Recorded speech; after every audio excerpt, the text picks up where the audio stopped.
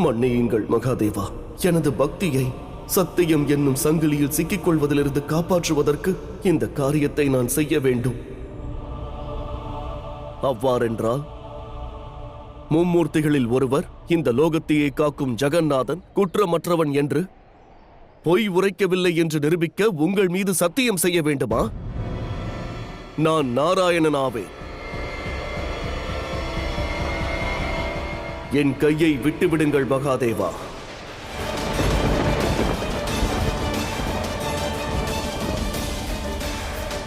அவ்வாறெனில் மும்மூர்த்தியரை உருவாக்கியவன் நான்.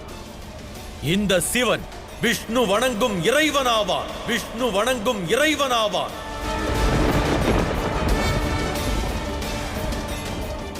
மீண்டும் ஒரு முறை கேட்கிறேன், இந்த சிவன் மீது சத்தியம் செய்வீர்களா மாட்டீர்களா?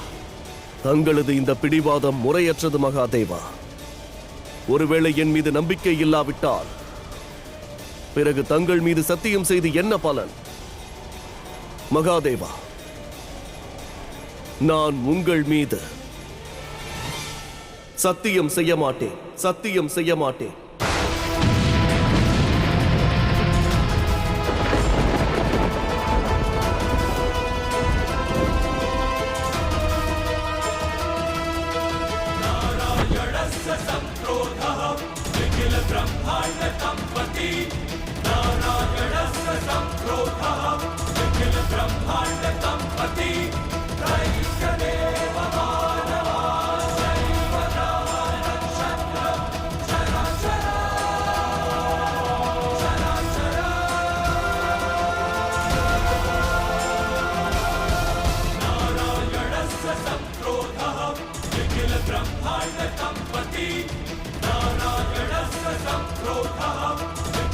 மகாதேவா, என் கரத்தை விட்டுவிடுங்கள். என் கரத்தை விட்டுவிடுங்கள்.